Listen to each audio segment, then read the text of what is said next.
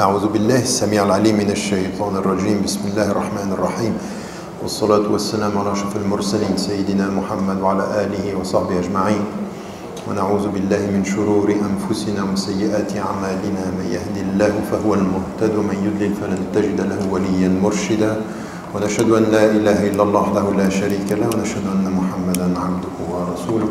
السلام عليكم ورحمة الله وبركاته. C'est un peu difficile d'intervenir après le Cheikh Jaballah parce qu'en fait il a presque tout dit. Il a parcouru pratiquement tous les thèmes sur la question de l'humanisme parce qu'effectivement ça touche pratiquement à tous les horizons qu'il a touchés. Donc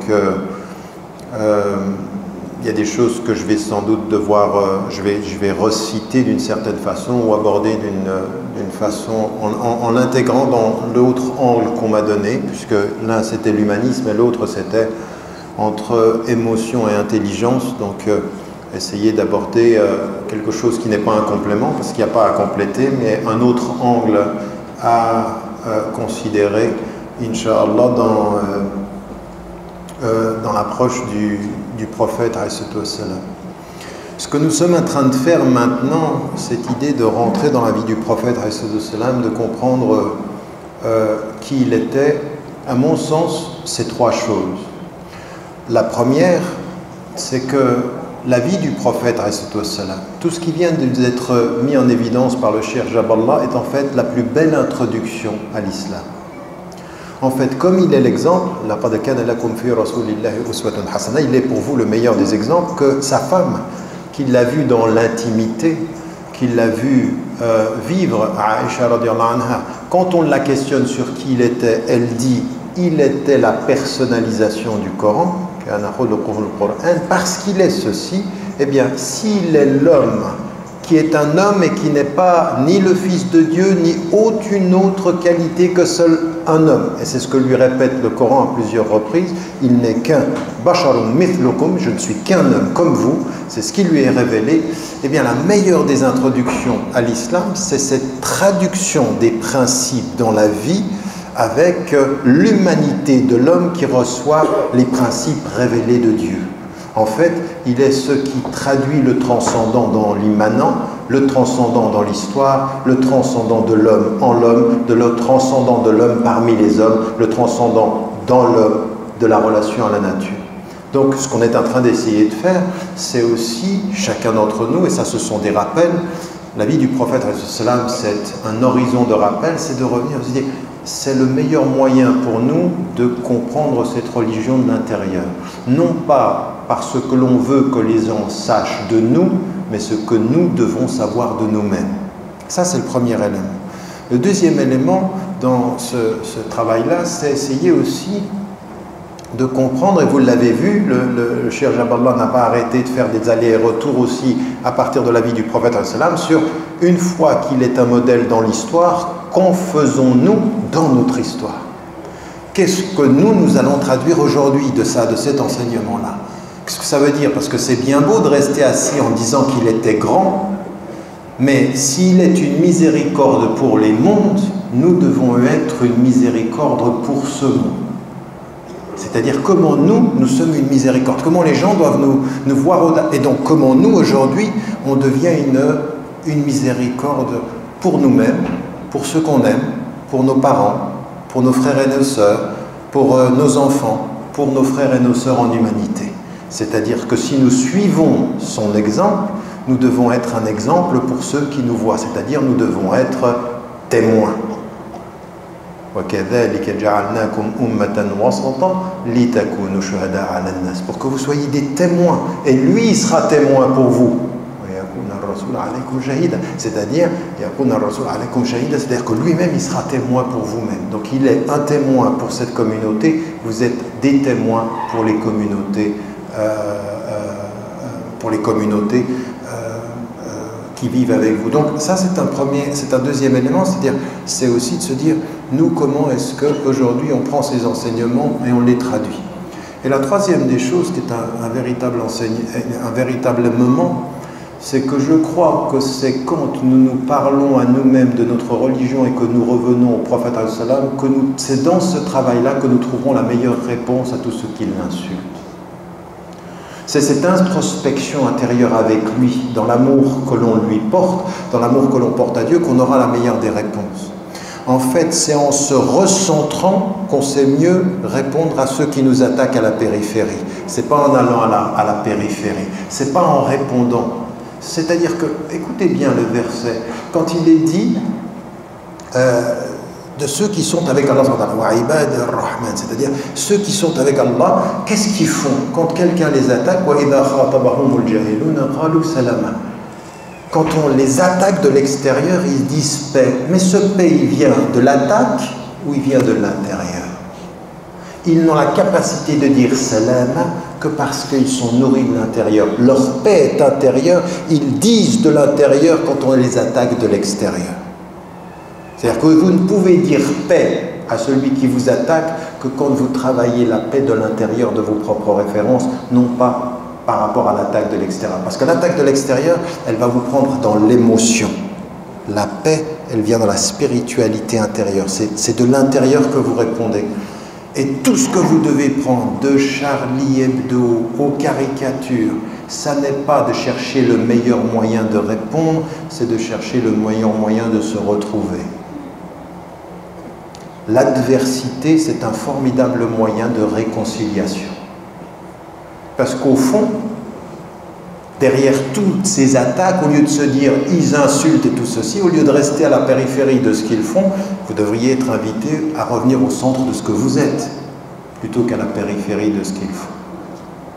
Donc ce qu'on est en train de faire, c'est ça, c'est de se réconcilier avec ces éléments-là, mais pas simplement dans l'idée « il faut qu'on leur réponde », il faut que... Non, il faut qu'on se réconcilie, puis ce sera la meilleure réponse. Réconcilier avec nous-mêmes, nous répondons de la meilleure façon aux autres. En tension avec nous-mêmes, ils se mettront exactement entre nous et nous. Ce sera notre faiblesse. Ce sera notre faiblesse. Et c'est ça que nous devons comprendre. Allah subhanahu wa ta'ala, sa connaissance d'Allah subhanahu wa ta'ala, elle est entre nous et nous. C'est-à-dire que Dieu, il est entre nous et nous. C'est de revenir à nous pour le trouver. Et c'est là notre force. Donc quand on vient avec le prophète et qu'on a tout ceci, tout ce que vous venez d'entendre dans cette première partie, c'est essentiel. Mais c'est essentiel à comprendre avec l'intelligence, c'est essentiel à comprendre et à nourrir avec la patience, et c'est essentiel d'approfondir avec la spiritualité, avec la quête de sens qui est la nôtre. Et quand on en vient au prophète et qu'on entend ce qui est dit, nous ne t'avons envoyé que comme une miséricorde pour les mondes. Et que lui, il dit, j'ai été envoyé pour parachever les bons caractères. Donc, sa mission à lui, c'est parachever les bons caractères. Il est un enseignement. Et en même temps, c'est dans cette réalisation des bons caractères qu'il devient une miséricorde pour les mondes. En d'autres termes, ce qui va devenir notre apport, c'est cette réconciliation entre nos principes et leur traduction dans notre quotidien. Et ça, vous allez voir que le prophète, ça ne lui a pas été donné comme ça. Puisqu'il est un homme, il a aussi dû lutter. Il a même eu des doutes que ceux qui l'ont aimé ont protégé. Qui? D'abord sa femme, Khadija radiallahu anha. Quand il a été ébranlé, ceux qui lui venaient l'ébranlaient. Donc, ça aussi c'est un exemple. Chez qui allez-vous chercher la paix quand la vérité vous ébranle? Quand la vérité vous ébranle, parce que c'est le haqq qui est venu à lui, c'est pas le shaitan. Elle va le rassurer. Et le Coran en parle, c'est-à-dire que le Coran parle d'un moment où il a cherché la sécurité dans celle qu'il a aimée et qu'il aimait. Le Coran parle. Tout ça c'est dans le Coran dont on parle, et pour dire aussi sa force. Donc si vous voulez, moi ce qui va m'intéresser pour ce petit propos, et encore une fois il n'est qu'agrémenté de tout ce que vous venez d'entendre, c'est dans la compréhension qu'il est une miséricorde. Il y a trois dimensions sur lesquelles j'aimerais juste insister. La première, c'est le rapport du prophète de soi à soi, de lui à lui-même. Comment est-ce que Allah subhanahu wa ta'ala nous dit et comment lui, il a géré ce rapport de lui à lui-même? Parce qu'il y a dans tout ce qui a été dit, le rapport du pardon, le rapport de la miséricorde, le rapport, tout ça c'est aussi de lui à lui-même. Parce qu'il est d'une noblesse de caractère, comme il est dit dans le Coran et comme l'a rappelé le Cheikh Jaballah. Le deuxième élément, c'est lui et autrui, lui et les autres. Pas dans une relation de conflit, mais dans une relation d'interaction. Comment est-ce qu'il est? Et puis le troisième des éléments, c'est comment, entre l'intelligence et l'émotion, il est dans l'adversité. Comment est-ce qu'il gère la question de l'adversité? Pourquoi? Parce que l'adversité, c'est sans doute l'un des tests les plus importants par rapport à nos émotions. Si vous voyez tout ce qui s'est passé, vous savez, à un moment donné, j'ai répondu à des journalistes en Suisse sur ce qui se passait en France. Et j'ai dit en Suisse, par exemple, immédiatement, dès que la chose était apparue, le lendemain, j'avais dit au téléjournal suisse quelque chose que j'ai toujours cru, toujours pensé, intellectuellement, ça a toujours été là. Quand ils m'ont interpellé, ils me disent: est-ce que vous êtes Charlie? Et je dis: non, je ne suis pas Charlie. Et je me suis arrêté là. Et là, il faut faire très très attention. C'est-à-dire quelque chose qui est juste rationnellement ou intellectuellement, selon vous, vous devez faire attention à le faire parvenir aux gens pour qu'il soit audible émotionnellement aussi. Si vous dites: je ne suis pas Charlie au moment où les gens viennent de mourir et que vous n'expliquez pas, votre position intellectuelle ne peut ne pas être audible émotionnellement. Et deux personnes en qui j'ai énormément confiance et qui ne sont pas de confession musulmane m'ont dit: c'était inaudible ce que vous avez dit. Parce qu'on était tellement dans une charge émotive que vous auriez dû expliquer ce que vous vouliez dire. En d'autres termes, vous pouvez avoir raison intellectuellement et être mal placé émotionnellement. Pourquoi? Parce que ce que vous dites c'est vrai, mais ce n'était pas le moment de le dire. Ça, vous savez, ça avec votre papa, avec vos parents, votre mari ou votre femme, vous savez, des fois vous avez raison, mais ce n'est pas le moment d'avoir raison. Ben oui, c'est pas le moment. Il ferait mieux d'avoir raison dans un petit moment. Parce que c'est pas audible. Parce que ce que tu dis c'est vrai, mais non, il ne fallait pas le dire maintenant. Et il y en a qui sont très maladroits quand ils ont raison. Ils veulent avoir raison toujours, tout de suite et maintenant. Et vous verrez que le prophète, ça c'est très, très, très important. La gestion du temps de la communication est très importante aussi. Donc cette idée aussi dans l'adversité, c'est important. Et donc, ce que je voulais mettre en évidence, c'est que le prophète lui-même, vous savez, avant qu'il commence son message, avant qu'il commence quand il y a juste l'épisode de sa femme, Khadija, radiallahu anha, elle va l'amener vers son cousin, Waraqa ibn Nawfal. Et il va lui annoncer: ils vont te rejeter. Ils vont te rejeter. En d'autres termes, lui, ce qu'il reçoit, c'est un message de miséricorde et d'amour, et ceux qui l'aiment vont le rejeter. Vous voyez le paradoxe?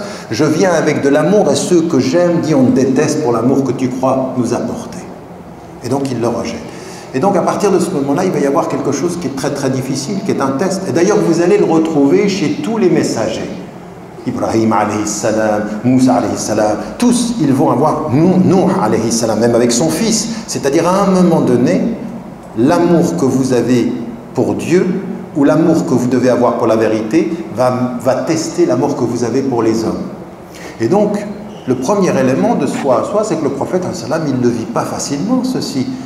C'est une peine, c'est difficile. Oui, quand vous lisez Surat Yusuf, Ya'qub, tout ça, quand on lui prend son fils et tout ça, c'est des choses difficiles.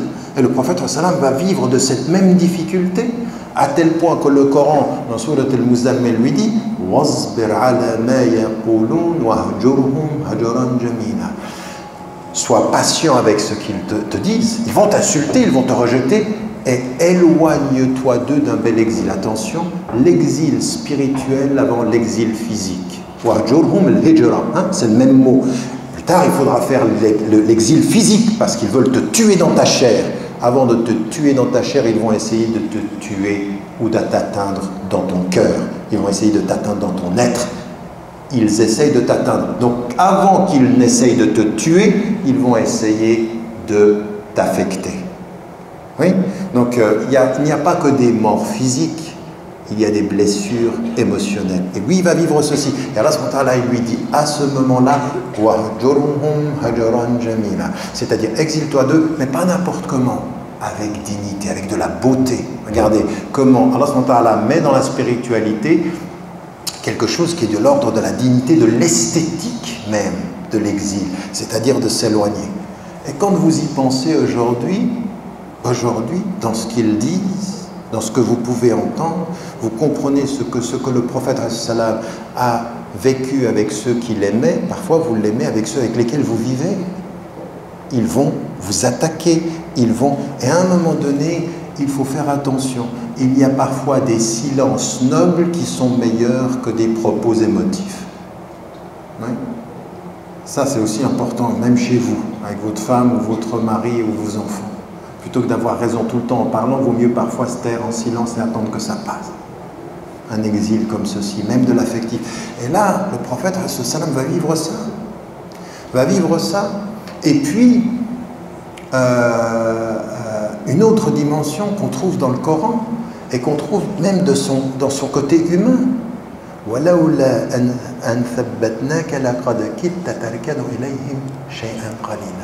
Si nous ne t'aurions pas affermi dans la foi, tu aurais été attiré, tu aurais incliné vers eux. Mais ça veut dire quoi ça? Ça veut dire qu'Allah subhanahu wa ta'ala, il nous dit dans le Coran quelque chose qui a affecté le prophète. Si nous ne t'avions pas affermi, tu serais parti, tu aurais suivi. Ça veut dire qu'Allah subhanahu wa ta'ala nous dit que le prophète est bien un homme et qu'à des moments donnés, il aurait pu avoir la tentation de se laisser influencer. Si le prophète peut parfois se laisser peut vivre cette tentation, qu'en est-il de nous tous? En d'autres termes, à un moment donné, être fatigué de ce que les gens disent, être tenté de leur ressembler, être tenté de disparaître, c'est naturel. Mais c'est là qu'il faut trouver la force de rester lié à ses principes. C'est là que lui peut nous aider, là où nous ne pouvons plus nous aider.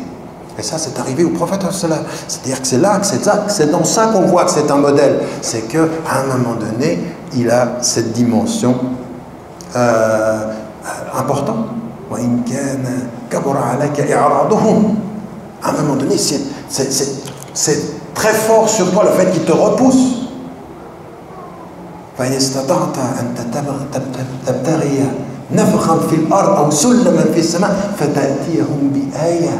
C'est-à-dire à un moment donné, c'est tellement fort que tu aimerais chercher quoi? Creuser un tunnel sur la terre ou lever une échelle au ciel pour venir avec une ayah pour leur dire. Mais ça veut dire quoi ça? C'est-à-dire que le prophète, il est affecté par leur rejet. Mais c'est arrivé à tous les prophètes. Tous. Ils ont tous vécu ce moment de tension entre l'humanité qu'ils portent et le message qu'ils doivent délivrer. Et à un moment donné, c'est une tension entre ce qu'ils doivent être. Et donc, de lui à lui, le prophète, il est en quête, il est en recherche et il est en tension. Et ça, cette humanité-là, il faut l'apprendre. Pourquoi? Parce que pour nous, ça va être extrêmement important. Il a eu besoin de Dieu pour ne pas être tenté par les hommes. Il a eu besoin de cette force à un moment donné. À un moment donné, il aurait bien voulu un signe pour qu'il devienne croyant.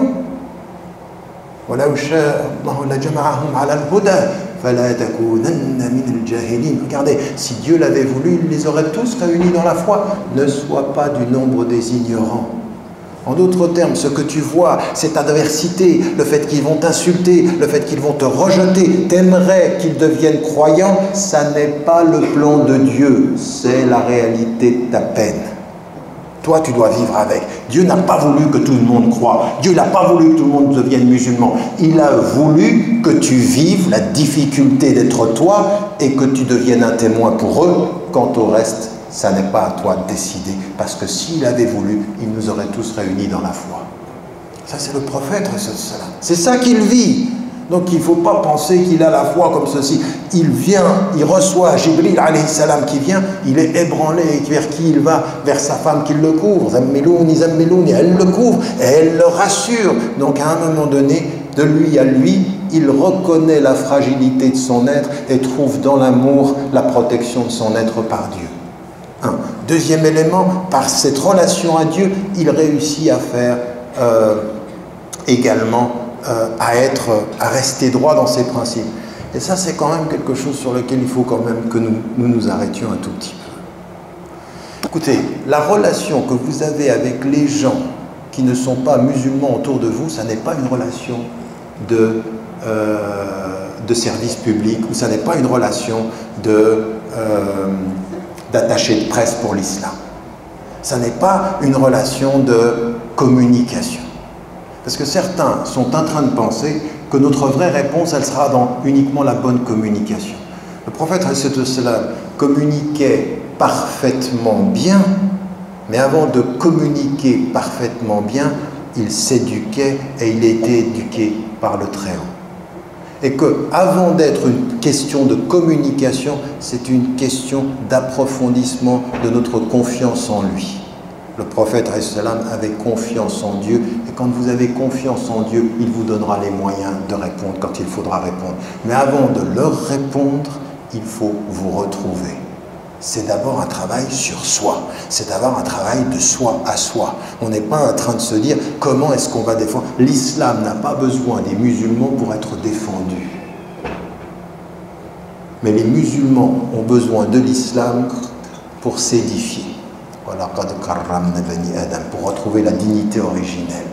Parce que tout ça, c'est de revenir à la dimension originelle de Karamat al-Insan. Parce qu'Allah a dit le cœur originel, on doit revenir à ça comme musulman. C'est là où on sera, de ce point de vue, élu. En revenant par ça, donc nous sommes en quête, nous aussi. Mais le prophète, il était dans cette quête également. Et ça aussi, c'est particulièrement important. Donc moi, ce que je voulais mettre en évidence, c'est cette dimension. Et le prophète, il est souvent en quête. Vous savez, il est interpellé par les gens qui lui posent des questions. Même quand il arrive à Médine, on va lui poser des questions sur Yas'alounaka 'anir ruh. On te demande sur... Et lui, il est en quête, il attend qu'Allah lui réponde. Et à un moment donné, il a même des doutes parce qu'Allah ne redonne pas tout de suite la réponse. Allah, il l'a testé au début par une période de silence où il devait chercher. Et puis parfois, dans ce qu'il était interpellé, il faut que vous compreniez une chose, c'est que toute l'humanité du prophète, c'est pas un être qui est assis et tout lui vient, et puis non, c'est une quête permanente. D'ailleurs, il a commencé comme ça, avant de devenir le prophète, à 35 ans, il s'éloigne des gens, il est en quête, il cherche. Même sur la question de la qibla, après tout ceci, il lui dit, on voit que tu es en train de chercher quelle est la qibla, parce qu'il a quitté la Mecque, il est à Médine, et maintenant la qibla c'est Jérusalem, et il cherche le prophète, et il lui répond, Allah lui répond, on va te donner une qibla tarda, c'est-à-dire elle va te satisfaire, parce qu'il est en quête, il est en recherche. Donc la communication avec Allah, c'est pas le prophète passif qui reçoit tout, c'est le prophète en tension, en lutte, en effort, et qui fait confiance à Dieu et qui sait dans sa quête que Dieu répondra à sa question. Donc vous avez, ça veut dire quoi ça? Ça veut dire que je suis en train de vous dessiner personnellement l'état dans lequel vous devriez être quotidiennement. Si le prophète vit ceci et que c'est comme ça qu'Allah l'a éduqué, ça veut dire que nous devons être en quête. C'est qu'à un moment donné, être en quête, c'est s'isoler des hommes. Être en quête de sa vérité, c'est être loin des hommes et proche de son cœur, comme le prophète a reçu. À un moment donné, c'est de regarder en face ses fragilités. Allah lui dit, si nous ne t'avions pas affermi, tu te serais laissé aller. Et ça, chacun d'entre nous dans cette salle sait qu'il peut le vivre. Et en particulier aujourd'hui. La pression, elle est telle qu'à un moment donné, il dit, ouh là là là là, là, vaut mieux que je disparaisse. Vaut mieux qu'on ne me voit pas. Comme j'ai pu avoir des hommes et des femmes qui, après toutes ces histoires, viennent vers moi et me disent « Là, si on pouvait juste être invisible pendant quelque temps. » Je dis « Mais non, désolé. Pas d'invisible qui fasse. Par contre, être mieux visible, être différemment visible. » Et là, prendre l'exemple du prophète, de la façon dont il était par rapport à lui, et la façon de cet exil intérieur qu'il a pu avoir à des moments donnés. Comprenez bien. En fait, il ne s'agit pas de répondre aux attaques, il s'agit de se retrouver à des moments donnés, ça veut dire s'éloigner de ce que les gens disent et de se retrouver. la réponse fondamentale de soi à soi, elle est spirituelle, elle est le sens que l'on a avec Dieu, elle est le sens que l'on a avec le prophète, et on comprend qu'on peut être fragile, qu'on peut être fragilisé, qu'on va être attaqué. Mais la question, elle est celle-ci. Si on suit l'exemple du prophète, on est tout le temps en quête. On est tout le temps en quête de réponse, en quête de sens, en quête d'amour, en quête de service. Tout ce qu'on a dit sur Ishmaël, tout ce qu'on a dit sur l'exemplarité du prophète, c'est pas simplement qu'il les traduit, c'est qu'il est tout le temps en quête de traduire le bon comportement dans une situation. Il n'est pas passif et ça lui vient, il est actif et il cherche à traduire les choses. C'est ça la différence. C'est quand vous êtes sujet, musulman, français, vous êtes en quête de la recherche de comment je vais traduire, non pas simplement je veux montrer une bonne image dans ce qu'il voit, je donne, j'offre, je suis en quête, je traduis. C'est une démarche active, ce n'est pas une démarche réactive. Le prophète, il n'est pas réactif, il est actif. Et qui le pousse à être actif? C'est la révélation du Coran. C'est Allah qui le pousse à être actif par rapport à lui-même. Par rapport à lui-même. Écoute tes questions, écoute tes silences, écoute tes mal-être, écoute tes doutes, écoute les moments où tu es ébranlé, écoute tes troubles psychologiques, écoute-toi pour être actif par rapport à ça. Ne t'écoute pas pour être victime de ce que tu sens, mais être actif de ce qui t'habite. Ça c'est le prophète. Ça c'est le prophète. Il a un doute par rapport à Jibril, alayhi salam. Tout à coup il y a quelque chose. Qu'est-ce qu'il fait? Il court et il va trouver sa femme. Il est actif. Il n'est pas réactif à se plaindre. Il est actif à trouver une solution.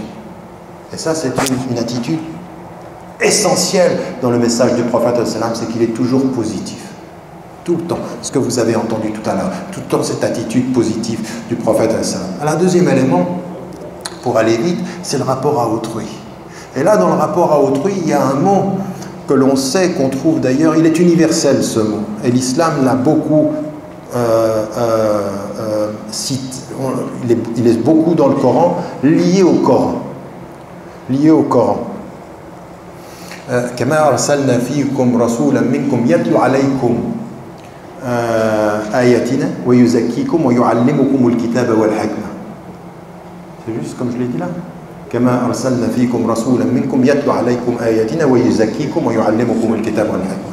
Je ne sais pas si j'avais oublié un mot, mais il vaut mieux répéter quand on n'est pas sûr. Et donc, le kitab wal hikma. Souvent les fuqaha ou les mufassirun, qu'est-ce qu'ils ont dit? Ils ont dit le hikma ici c'est la sunna. En fait le mot est plus large que ça. D'autres savants ont dit le hikma c'est la sagesse. Et la sagesse, qu'est-ce que ça? C'est au sens large de la sagesse, ce qu'on trouve dans le Coran. Celui qui reçoit la sagesse, il a reçu un dépôt, un don extraordinaire.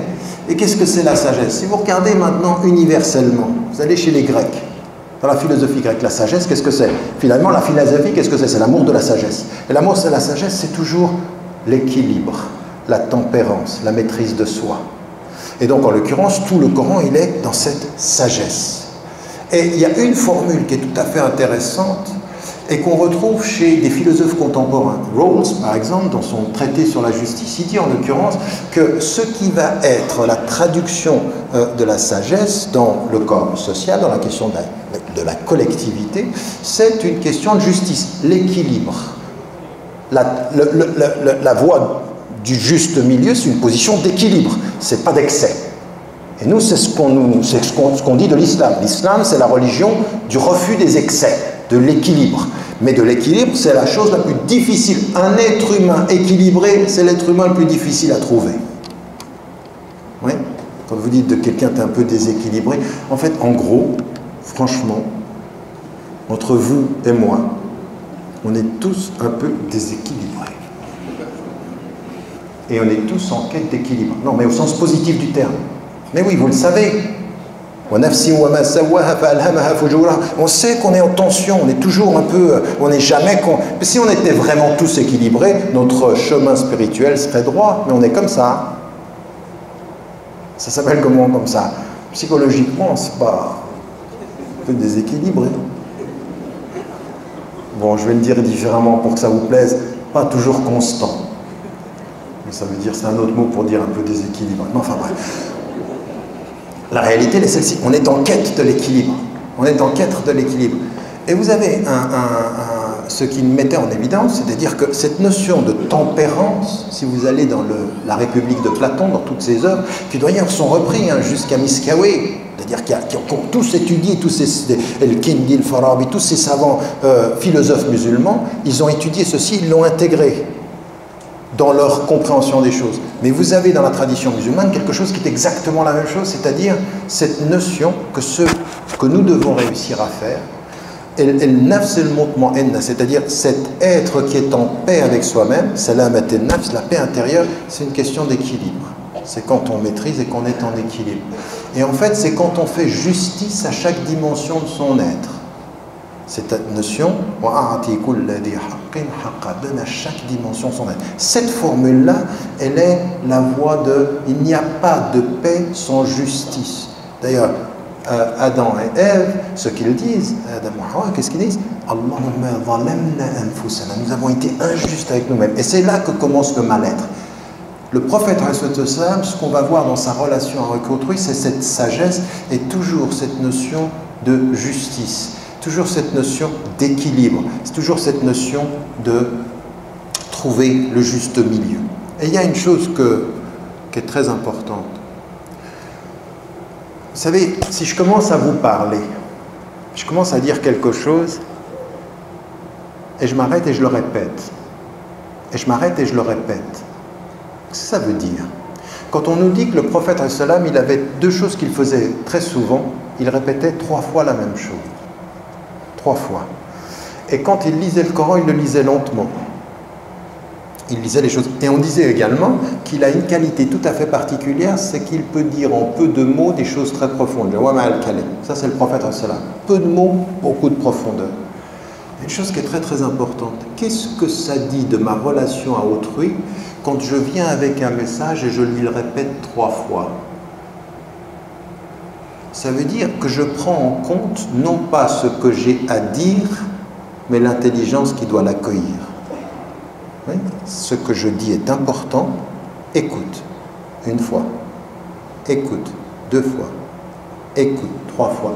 C'est avec le fond la forme de écoute. Le prophète est venu avec un message et la façon dont il parlait, il y a chez le prophète dans sa sagesse le respect de l'intelligence de qui l'écoute. Le respect de l'intelligence. Je ne te répète pas 3 fois parce que tu es bête, je te répète 3 fois parce que c'est important. Vous voyez la différence? Il y en a la façon dont il vous répète, il dit bon ça va, j'ai compris, tu vas pas me prendre pour un abruti. Non, le prophète c'est pas ça. Le prophète c'est la profondeur spirituelle, le respect de la personne. Ça c'est un exemple très important dans la communication. Très très important pour nous tous. La façon dont vous vous parlez à vous-même, la façon dont vous parlez aux gens, la façon dont il faut faire extrêmement attention. Extrêmement attention à la façon dont on parle. Le prophète faisait très attention à la façon dont il s'exprimait, très attention aux mots qu'il employait et très attention à la répétition. Troisième des choses dont on sait que le prophète il était très, et ça a été, je ne vais pas reprendre tous les exemples, mais il était très patient avec les gens. Ça veut dire quoi être patient avec les gens? Quand vous dites à quelqu'un sois patient avec moi, ça veut dire quoi? Ça veut dire donne-moi du temps pour t'embobiner? Ou ça veut dire donne-moi du temps, je suis en train d'essayer? La patience de l'éducateur, c'est toujours un signe positif pour celui qui est éduqué. Parce que ça veut dire je sais que tu fais de ton mieux, je te donne du temps. Et le prophète, il a reçu cet enseignement du Coran lui-même. Quand Allah révèle le Coran, qui est un texte universel sur 23 années, il nous dit quelque chose de très très important. Vous ne changez pas les hommes et les sociétés d'un jour à l'autre. Il faut du temps. Le message de l'éternité s'inscrit dans une histoire et il faut éduquer les gens. 9 ans pour la question de l'alcool, 4 révélations pour la façon dont on gère l'usure, les intérêts. Tout ça, c'est... Allah, il a eu une pédagogie. Et le prophète, il est dans le temps. Et il fait preuve de patience avec les gens. Il fait preuve de patience. Et il est appelé à ça avec lui-même. Wasbir ala ma yaqulun, fais attention à ce qu'ils disent, tu vas être dans l'adversité. Et nous, ça c'est également extrêmement important, c'est que dans ce que nous avons du prophète sallam, sa relation au temps, dans la patience, est toujours un signe positif pour ceux avec lesquels il est patient. Ça veut dire quoi, je suis patient avec toi? Ça veut dire que tu peux y arriver. C'est-à-dire que je crois en toi. Et que le prophète sallam, avec tous ses compagnons, il a cru en eux, il a été patient. Il a été patient dans leurs disputes. Il a été patient avec Omar, qui était parfois extrêmement... Il savait utiliser l'impatience à un moment donné et il savait appeler à la patience à des moments donnés. Ça, c'est très important, ce rapport à la patience. Quand on voit le prophète est dans les exemples, le prophète sallam est dans les exemples qui nous sont donnés, c'est répéter. C'est la patience avec les gens. C'est la patience avec celui qui vient... C'est la patience avec celui qui vient faire ses besoins dans la mosquée. Très patient. Non. Ne vous pressez pas de punir. Prenez le temps d'expliquer. Et dans notre situation, quand on est sous pression, on serait rapidement, surtout quand on est parent aujourd'hui, on va vite vers la punition qui rassure que vers la patience qui reste dans le doute. Et c'est là où il faut être positif. Donner du temps. Au sens littéral en français, donner du temps. Donne-moi du temps. Ça veut dire je me réforme mais j'ai besoin de temps. Et on n'est pas tous pareils de ce point de vue-là. On n'est pas tous pareils. Troisième des choses qui vient aussi de la relation du prophète, c'est la facilité. Il a été dit de deux choses, il prenait toujours la choix la plus facile, tant qu'elle n'était pas contre les principes. Toujours la situation est facile. Et qu'est-ce qu'il dit aux gens? Yassiru wa la tu'assiru. Faciliter les choses. Mais ça veut dire quoi, faciliter les choses? C'est la deuxième partie là qui vient après. Bashiru, c'est une bonne nouvelle. Ce avec quoi je viens doit être facilité, et ce qui est l'essence de ce message-là, c'est une bonne nouvelle. Mais une bonne nouvelle, est-ce qu'une bonne nouvelle peut être une bonne nouvelle si chaque fois qu'on vous dit, qu'on vous donne cette nouvelle, on vous dit que vous allez échouer? Est-ce que c'est une bonne nouvelle, l'échec? Jamais. La bonne nouvelle, c'est d'inscrire l'échec dans un processus. Vous pouvez échouer, mais c'est un processus d'éducation. Et le prophète, il avait cette sagesse-là.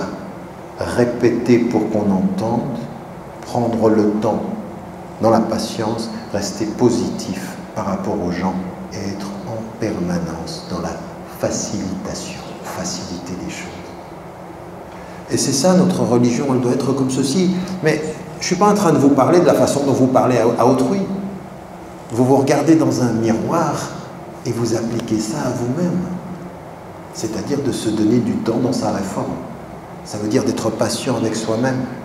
Ça veut dire qu'il faut être exigeant avec soi-même, il faut savoir se pardonner et il faut savoir faciliter les choses. Ne mettez pas la barre tellement haut, suivez l'exemple du prophète. L'exemple du prophète, il est celui-ci. Et puis ensuite, il y a toute cette façon qu'il a, le prophète, de comprendre l'intelligence des gens qui sont autour de lui. Et moi, je me souviens quand j'écrivais la vie du prophète, et ce moment tout à fait particulier, il est avant même. Le prophète, il est ala khuluqin azim, il est de bon caractère avant qu'il reçoive la révélation, et la révélation va le confirmer dans cette excellence. Mais il a quelque chose de tout à fait particulier, c'est-à-dire que tout ceci, c'est aussi cultiver son intelligence. Le prophète, il est interpellé dans la division entre les chefs de clan quand il s'agit de reconstruire la Kaaba. Et il vient, et celui qu'on appelle le Sadiq al-Amin, c'est-à-dire celui qui est l'homme de vérité et celui qui est l'homme de confiance, il vient et il écoute et il voit bien une chose, c'est-à-dire être capable de comprendre la fierté de chacun et appeler à la conciliation des fiertés. Ça demande une véritable intelligence, c'est-à-dire d'être à l'écoute des gens. Les leaders de chaque clan voulaient avoir la fierté de mettre la pierre, et lui, qu'est-ce qu'il fait? Il les met tous d'accord. Mais il les met tous d'accord en trouvant des solutions de conciliation. Mais pour trouver des processus de conciliation, vous savez comment ça s'appelle? Maintenant, vous pouvez faire un master là-dessus, vous pouvez faire un PhD. sur tous ces processus aujourd'hui qui sont des processus de, comment on appelle, la résolution des conflits. Eh bien, je peux vous dire une chose, si on prenait l'exemple du prophète, comment il était avec les compagnons, comment il a été avant, eh bien, vous voyez des éléments majeurs de la résolution des conflits, cette capacité qu'il avait. Mais ça, c'est humain. Et c'est aussi ça qu'il faut faire en tant que musulman, à l'intérieur. Nous sommes dans cette communauté, dans une obsession de la division. On passe son temps à dire que nous ne sommes pas unis. Là, je reviens de Malaisie. Avant, j'étais aux États-Unis. Ici, vous venez en France. Vous êtes en Angleterre. On ne parle que de ça. C'est un vrai défi, la division. En France, c'est un vrai défi aussi. Quand on m'a parlé tout de suite après ce qui s'est passé avec Charlie Hebdo, on me dit mais on ne peut pas parler aux musulmans en France, c'est une foire d'empoigne. Ils sont tous divisés. Mais moi je vais vous dire une chose, ce qui est important ici, c'est qu'à un moment donné, quand on se plonge dans la vie du prophète, il a dû gérer la division, il a dû gérer ça. Et à un moment donné, c'est essayer de trouver des voies de conciliation. Comment est-ce qu'on fait ceci? Encore une fois, ça ne sera pas facile parce que vous avez des gens qui ne sont là que pour la division. Il y en a qui sont, c'est leur but. Là, ils sont là, mais d'un autre côté, il y a quand même tout un travail à faire, qui est un travail sur justement comment est-ce qu'on réussit à se prendre en charge et à travailler. Et la première des choses, c'est de cesser d'être obsédé par la division et d'être positif par les possibles alliances. C'est psychologique ça. Ce que je dis toujours, il y en a qui passent le mois du Ramadan à penser au premier jour où on n'était pas d'accord. Ils passent un mois à dire « Ah, mais le premier jour », et ils viennent vers vous, ils disent « Tu sais, on n'y arrivera jamais. » On dit « Pourquoi on n'y arrivera pas ?» Ouais, on commence même par le Ramadan en même temps. Vous voyez l'esprit? Cet esprit-là, négatif, c'est le problème. Le négatif sur le négatif, c'est le problème. Alors que le prophète, c'est le côté positif des choses. C'est comment est-ce qu'il dépassait ceci. Et puis, sans rentrer dans les d'autres détails, je ne vais pas répéter ce qui a été dit, mais dans la relation entre soi et autrui, ce qui a été dit par rapport à... D'accord.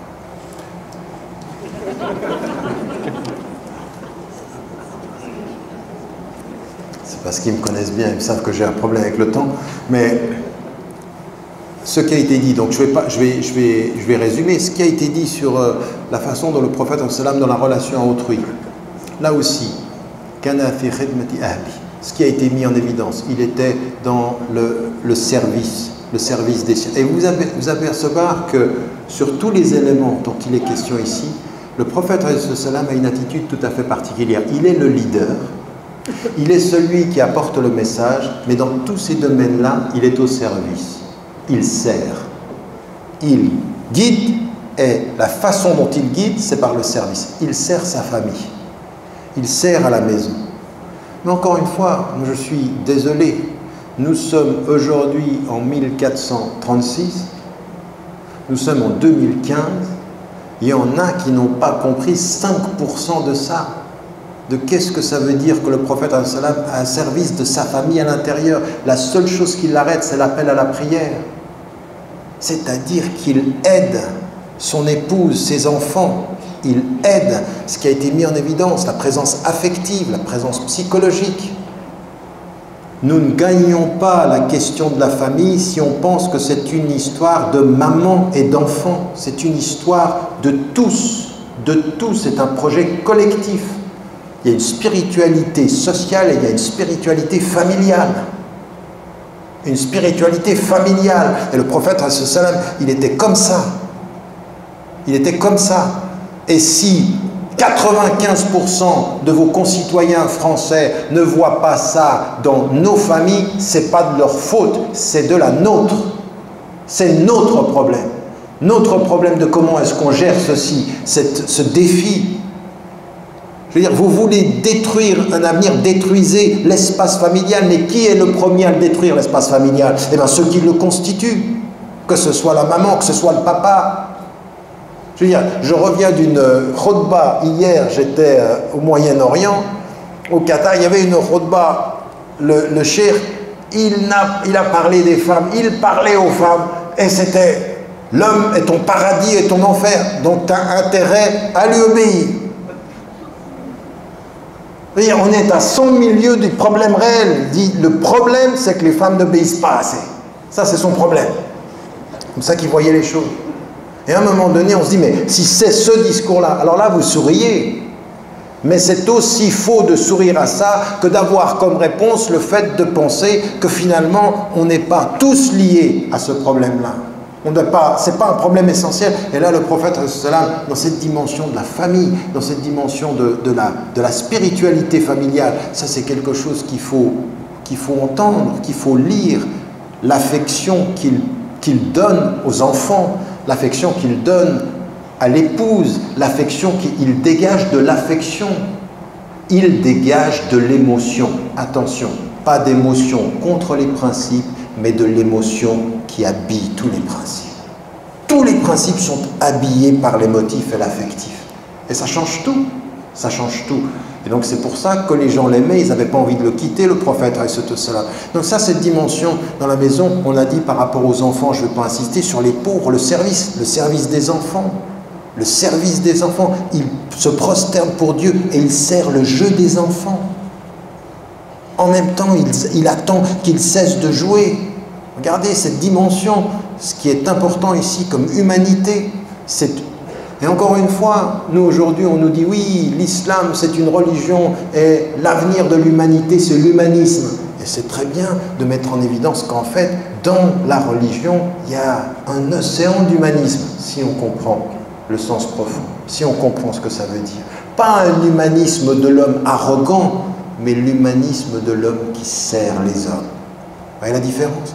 Pas un homme qui se sert, mais l'humanisme d'un homme qui sert les hommes. Et ça, c'était le prophète, dans la façon dont il était avec la nature, dans la façon dont il était avec les animaux, on vous l'a dit. Et donc, ça m'amène à un dernier élément, très rapidement.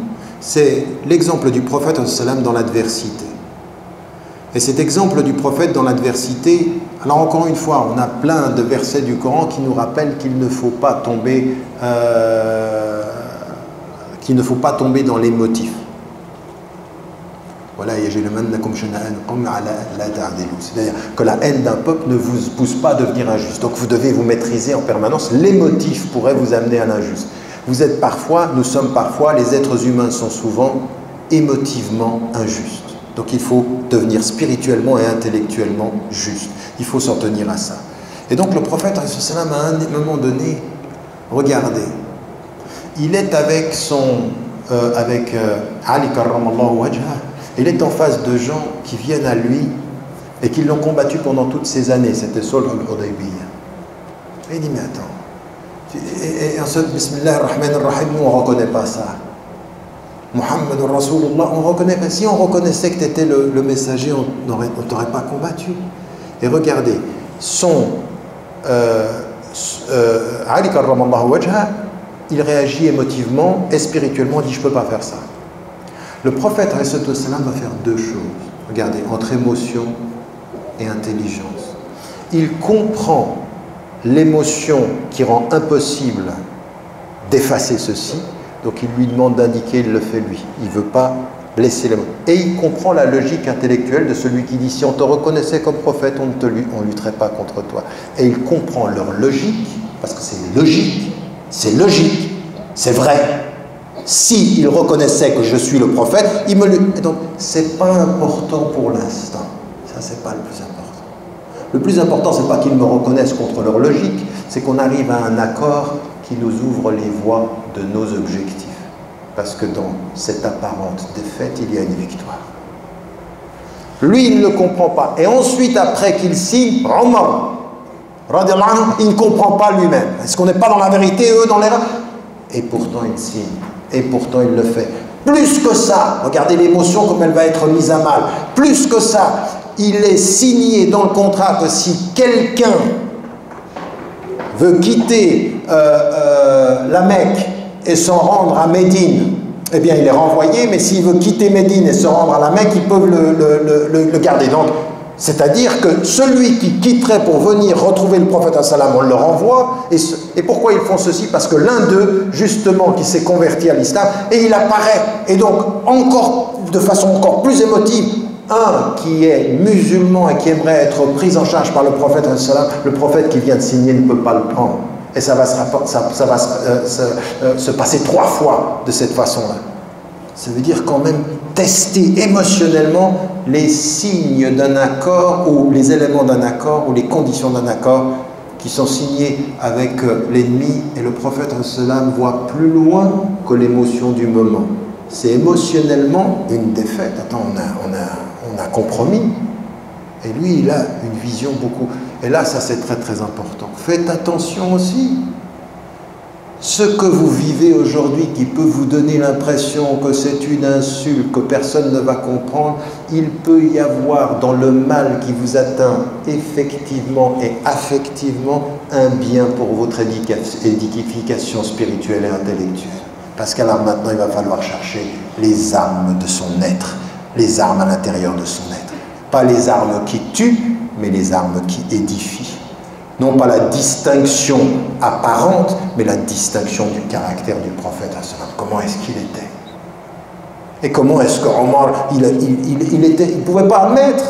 Omar, le compagnon qui était celui de la force, il était émotionnellement atteint. Le prophète l'a calmé intellectuellement et spirituellement. Ça, c'est une victoire et le Coran va le confirmer. Ça aussi, c'est très important. C'est très très important de regarder comment le prophète il était dans ces moments d'adversité. Comment quand on l'insultait, vous savez, celle qui mettait des ordures, il ne répond pas. Et il inverse les choses. C'est au moment où elle ne l'insulte pas, où elle ne lui montre pas son mépris, qu'il va lui poser la question de sa santé. Regardez comment l'apparente faiblesse de qui ne répond pas devient la force de qui se pose la question de l'état de qui insulte. Du style, quelqu'un vient vous insulter, vous l'arrêtez et vous dites « Et toi, comment tu vas ?» Vous voyez, du style, je vois derrière ton insulte quelque chose qui ne va pas. Et puis, salam. Vous voyez cette attitude du prophète, mais vous voyez la force. Vous voyez la force, l'apparente faiblesse du silence et la force de ce petit mot, cette petite question, ce petit moment que vous avez. Ça, c'était le prophète dans l'adversité.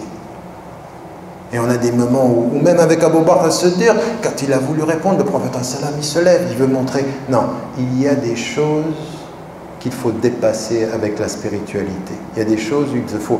Et c'est ce qu'on dit tout le temps. Moi, depuis le début de ces affaires de caractère, je dis, mais prenez une distance intellectuelle, ne tombez pas dans un piège. C'est exactement ce qu'ils veulent. Et nous, les 2 pieds en avant, la tête en avant, les émotions en avant. Comme si plus on était émotif, plus on était spirituel. Non. Plus on est contrôlé, plus on est spirituel, plus on est émotif, plus on est perdu. On est victime de ses émotions, on est sujet de sa spiritualité. Souvenez-vous bien de cette formule-là. On est victime de ses émotions et sujet de sa spiritualité. La spiritualité ne vient que quand on est sujet et conscient. L'émotion peut venir quand on n'est pas, on les subit. Et donc de ce point de vue-là, c'est particulièrement important. Et dans l'adversité, il y a une autre chose, et je termine là-dessus, c'est le facteur temps. C'est le facteur temps. Vous savez, Allah subhanahu wa ta'ala a appelé le prophète à répondre. La tuti' al-kafirin. N'obéis pas à ceux qui nient la vérité. Wajahidhum bihi jihadan kabira. Et utilise le Coran comme ton arme intellectuelle et spirituelle. Mais ça veut dire quoi? Ça veut dire que sur 23 années, il faut comprendre qu'il faut du temps. Et dans ce que nous sommes en train de vivre, regardez le temps. Et ça aussi, c'est tellement, tellement important. Si vous vous arrêtez à des moments de l'histoire, vous pouvez dire, mais regarde la situation dans laquelle on est. Mais si vous considérez les choses dans le temps, comme le prophète, sur 23 années, il a pris une communauté où ils étaient.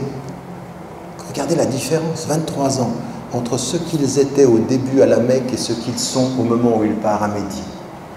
Nous, quand on lit maintenant ces 23 ans, on dit, mais subhanallah, 23 ans, qu'est-ce que c'est? C'est une génération. Et c'était des gens qui vivaient sur place. Ça n'est pas la même chose avec l'histoire de Youssouf alayhi salam qui s'installe en Égypte, c'est plusieurs générations. Notre histoire, c'est plusieurs générations. L'exemple du prophète salam, c'est travailler dans le temps. Notre histoire sur les traces du prophète salam, c'est dans le temps. C'est dans le temps long. Ça demande tout ce qu'on a dit là, tout ce que vous avez entendu, le temps long, étape après étape, pour pouvoir construire ces choses-là à l'exemple du prophète salam. Ça veut dire ce rapport de soi à soi, le temps de la vie. Le rapport de soi à autrui, le temps de la vie et dans la société, l'adversité, le temps long. Le temps long, c'est un temps très très long. Et là, de ce point de vue-là, il faut comprendre que ça fait partie de quoi? De la sagesse. De la sagesse que l'on voit chez le prophète salam, mais toujours, et je termine là-dessus, toujours avec un élément, non pas être passif dans son histoire, mais être actif dans ses principes. Actif avec ses principes, actif avec ce qu'on doit donner. Et ça veut dire tout ce qu'on a mis en évidence, la confiance en Dieu, lui faire confiance, musulman français, musulman de France, est-ce que vous lui faites confiance? Au bout du compte, c'est ça. Au bout du compte, c'est ça.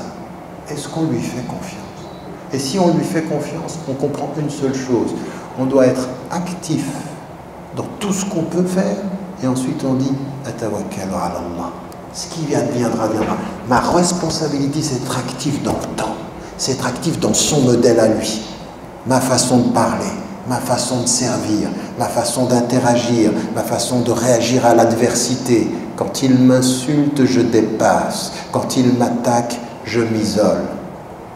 Quand ils veulent m'atteindre dans le cœur, j'essaie de répondre avec mon intelligence. Tout ça, c'est un principe long. Et lui faire confiance dans le temps long. Lui faire confiance dans le temps long. L'islam en France n'est pas en danger, même si les musulmans français peuvent l'être. L'islam en France n'est pas en danger. Il n'y a pas de danger. Il n'y a pas de danger, il faut lui faire confiance. Après, il faut regarder comment c'était, comment le prophète a vécu. Et juste sur cet exemple-là, essayer de faire de son mieux. Faire de son mieux, Inch'Allah, et que Dieu nous aide. Wassalamu alaikum wa rahmatullahi.